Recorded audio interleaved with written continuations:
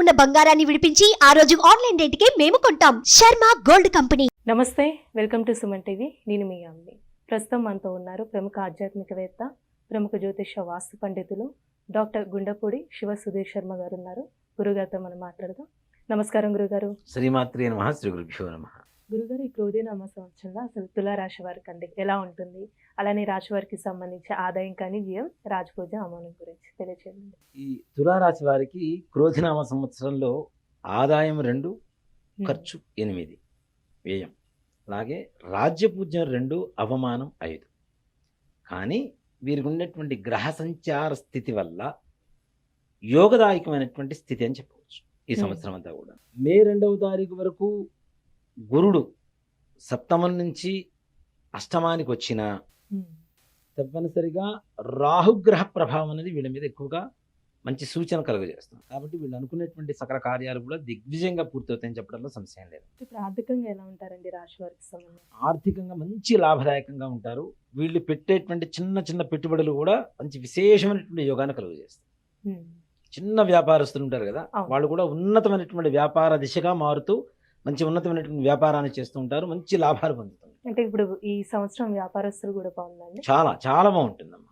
చాలా మంచి విశేషమైనటువంటి ధనయోగం పట్టబోతుంది వీళ్ళకి. ఇప్పుడు వివాహ ప్రయత్నాలు చేసే వాళ్ళకి ఎలా ఉంటుందండి ఈ సంవత్సరంలో? వివాహ ప్రయత్నాలు కొంచెం ఒడిదుడుకులతో కూడుకున్నటువంటి పరిస్థితులు ఉన్నా కూడాను తప్పనిసరిగా వివాహం జరుగుతుందని చెప్పాలి. కొంచెం కుదిరింది లేదు ఇంకో 2 సంబంధాలు చూడాల్సి వచ్చిన పరిస్థితులు వచ్చినా కూడాను తప్పనిసరిగా మంచి సంబంధం కుదిరేటువంటి అవకాశం ఈ సంవత్సరం ఈ తులారాశి వారికి ఉంది వివాహ ప్రయత్నాల్లో. అంటే ఇప్పుడు రాజకీయ నాయకులకి ఎలా ఉండొచ్చండి ఈ సంవత్సరం? రాజకీయ నాయకులకి ఇందాక కన్యారాశి వారికి చెప్పుకున్నట్టుగానే ఉన్నతమైనటువంటి దిగ్విజయమైనటువంటి యోగం తప్పనిసరిగా పట్టబోతోంది. విశేషమైనటువంటి యోగం పట్టబోతోంది. మంచిగా అంటే వాళ్ళు అనుకున్న దానికంటే కూడా రెట్టింపు ఓట్లు వచ్చి గెలిచి మంచి ప్రజల్లో మన్నన పొంది మంచి గుర్తింపు తెచ్చుకునేటువంటి స్థాయికి మాత్రం ఎదుగుతారు ఈ సంవత్సరం. ఇప్పుడు ప్రైవేటు ఉద్యోగస్తులకు సంబంధించి కానీ గవర్నమెంట్ రంగానికి సంబంధించండి వీళ్ళకి ప్రమోషన్స్ కానీ అలా ఉందంటారా? ప్రమోషన్స్ వస్తాయమ్మా, కానీ ప్రథమార్థం కంటే ద్వితీయార్థంలో ఎక్కువ వస్తాయి. అంటే మొదటి 6 నెలలు కాకుండా రెండో 6 నెలలు ప్రారంభమవుతుంది కదా మన ఉగాది దగ్గర నుంచి. ఆ రెండవ 6 నెలలలో తప్పనిసరిగా ఉద్యోగ ప్రమోషన్స్ కానీ కొత్త ఉద్యోగాలు రావాలి అనుకునేటువంటి వారికి కానీ మంచి విశేషమైనటువంటి యోగం కలుగుతుంది తప్పనిసరిగా. ఇప్పుడు విద్యార్థులకండి విదేశీయానం ఉందంటారా? విద్యార్థులు ఇక్కడ చదువుకునేటువంటి విద్యార్థులు పెద్దగా కష్టపడకపోయినా పర్లేదు, బాగానే పాస్ అవుతారు, మంచిగానే ఉంటుంది. కానీ విదేశాలు వెళ్ళాలి అనుకునేటువంటి వారికి మాత్రం అంటే అవుతుందా కాదా అనేటువంటి ఒక సంశయాత్మకమైనటువంటి స్థితిలో నడయాడుతూ చివరికి వర్కౌట్ అవుతుంది. ఇప్పుడు భార్యాభర్తల మధ్య ఇప్పుడు సంతానం పరంగా ఎలా ఉంటుందండి ఈ సంవత్సరం? సంతానం లేనటువంటి వారికి సంతానం ద్వితీయార్థంలో తప్పనిసరి కలుగుతుంది. అలాగే భార్యాభర్తల మధ్యలో ప్రథమార్థంలో మాత్రం వేరే వ్యక్తుల వల్ల చిన్న చిన్న గొడవలు రావడం అనేది జరుగుతుంది. కాబట్టి 3వ వ్యక్తిని మన జీవితంలోకి రాకుండా చూసుకోవడం అనేది ఇద్దరి వంతు, భార్యాభర్తల వంతు. అలా వాళ్ళ వల్ల అనవసరమైనటువంటి చిన్న చిన్న సమస్యలు అంటే చెప్పుడు మాటల వల్ల ఎక్కువగా వచ్చేటువంటి సమస్యలు ఎక్కువగా ఉంటాయి. కాబట్టి కొంచెం జాగ్రత్త వహించడం అనేది మంచిది. వినాలి, వదిలేయాలి అక్కడే. బయట విన్నది ఇంటి దాకా మోసుకొచ్చామంటే ఇంట్లో గొడవే, ఇంట్లో మనం భారం మోయాల్సిందే మళ్ళీ తప్పనిసరి. కాబట్టి చెప్పుడు మాటలు వినకుండా ఏదన్నా ఉంటే భార్యాభర్తలు మాత్రమే కూర్చొని మాట్లాడుకొని ఏదన్నా సంశయాలు ఉన్నా తీర్చుకోవడం అనేది ఉత్తమమైనటువంటి మార్గం. అంటే ఇప్పుడు ఈ సంవత్సరం అండి వ్యవసాయ పరంగా చూసుకున్నట్లయితే రాశి వారికి ఎలా ఉంటుంది అసలు? వ్యవసాయపరమైనటువంటి విశేషమైనటువంటి యోగం పట్టబోతుంది. ఇప్పుడు చాలా మంది ఎన్నో ఎరువులు చల్లి ఇచ్చేసి కష్టపడితే కానీ పంట అనేది చేతికి రాదు. కానీ కొంతమంది నిర్లక్ష్య భావంతో మధ్యలోనే వదిలేస్తుంటారు.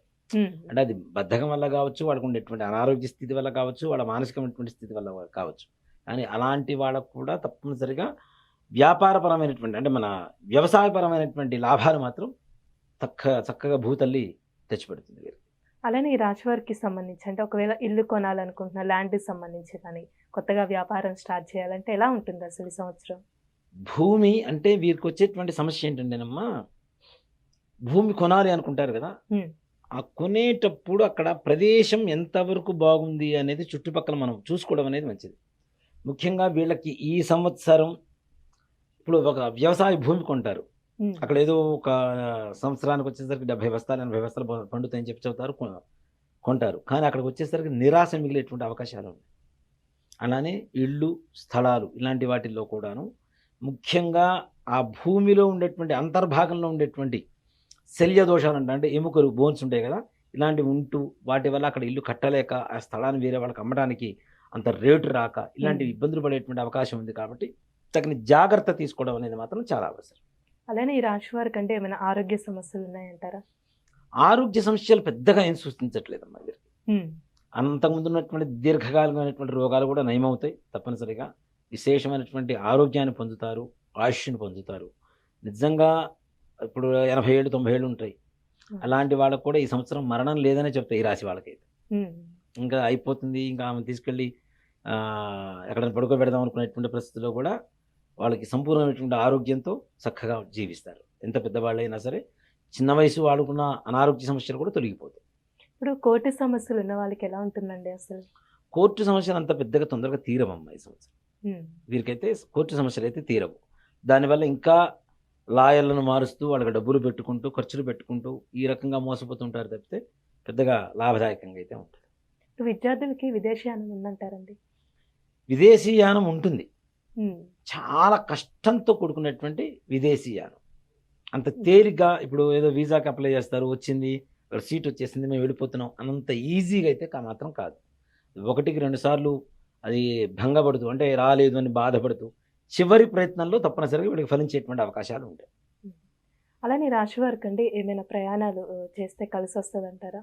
ఏమైనా ప్రమాదాలు అలాంటివి ఉన్నాయంటారా? నిజంగా చెప్పాలి అంటే ఇట్లాంటి వారికి దైవిక బలం అనేది చాలా అవసరం. కాబట్టి తీర్థయాత్రలు ఏవైనా చేస్తే ముఖ్యంగా గణపతికి సంబంధించినటువంటి దేవాలయాలు, దుర్గాదేవికి, చండీదేవికి అమ్మవార్లు ఉంటారు కదా, కంచి, మధురై ఇట్లాంటి యాత్రలు ఏవైతే ఉంటాయో అలాంటివి యాత్రలు చేస్తూ అమ్మవారిని సేవించడం ద్వారా, గణపతిని సేవించడం ద్వారా తప్పనిసరిగా మంచి విశేషమైనటువంటి యోగాలు కలుగుతాయి వీరికి. అంటే ఈ రాశి వారికి అండి ఇంకా మెరుగైన ఫలితం రావాలంటే ఎలాంటి పరిహారం చేసుకోవాలి? ముఖ్యంగా నవగ్రహాలలో శనీశ్వరుడికి ప్రతి శనివారం కొద్దిగా నల్ల నువ్వులు, కొద్దిగా నువ్వుల నూనె, కొద్దిగా మన నల్లటి వస్త్రం, కొద్దిగా బెల్లం నివేదం, ఇది ప్రతి శనివారం చేస్తూ నిత్యం ప్రదక్షిణాలు చేస్తూ ఉండాలి. 27 ప్రదక్షిణాలు చేయాలి. చేసేటప్పుడు శనీశ్వరుని ధ్యానం చేస్తూ మనస్ఫూర్తిగా చేయడం వల్ల తొందరగా శని బాధలు తిరుగుతాయి. వీళ్ళు అనుకునేటువంటి పనులు, చిన్న చిన్న పనులు ఏవైనా అవిఘ్నాలతో ఉండడం వల్ల అవి కూడా నిర్విఘ్నంగా కొనసాగుతాయి. ఈ ప్రతి రాశికి ఒక్కొక్క సమస్యలు. ఈ దేవతలతో పాటు అందరూ కూడా విశ్వరూపంలో ఉన్నారని చెప్పి మనం నమ్ముతూ ఉంటాం. అవునా? కృష్ణ పరమాత్మ విశ్వరూప సందర్శన సౌభాగ్యాన్ని ఇచ్చాడు అర్జునుడికి. అవునా? ఆ విశ్వరూపంలో ఏంటి, అందరూ దేవతలు దాంట్లోనే ఉన్నారని చెప్పి నమ్ముతూ ఉంటాం. కాబట్టి ఈ విష్ణుమూర్తి యొక్క అనుగ్రహం కలిగితే సకల కార్యాలు దిగ్విజయంగా పూర్తవుతాయి. కాబట్టి ఇప్పుడు మనం ఏప్రిల్ 9వ తారీఖు ఉగాది రోజు నుంచి మన హనుమత్ ప్రత్యంగర వారాహ యజ్ఞస్థలి ఎందు ఏదైతే మనం మహాలక్ష్మి సమేత మహాసుదర్శన హోమం చేస్తున్నామో ఉగాది నుంచి 41 రోజు పాటు జరుగుతుంది. ఇప్పుడు ఈ 41 రోజు ఈ హోమ కార్యక్రమంలో ఎవరైతే గోత్రనామాలతో లేదా ప్రత్యక్షంగా పాల్గొంటారో వారికి ఈ గ్రహస్థితి వల్ల వచ్చేటువంటి నష్టాలన్నీ కూడాను వెళ్ళిపోయి సుఖమైనటువంటి సంతోషకరమైనటువంటి జీవితాన్ని అనుభవిస్తారు. చాలా చక్కగా తెలియజేస్తారండి. ధన్యవాదాలు.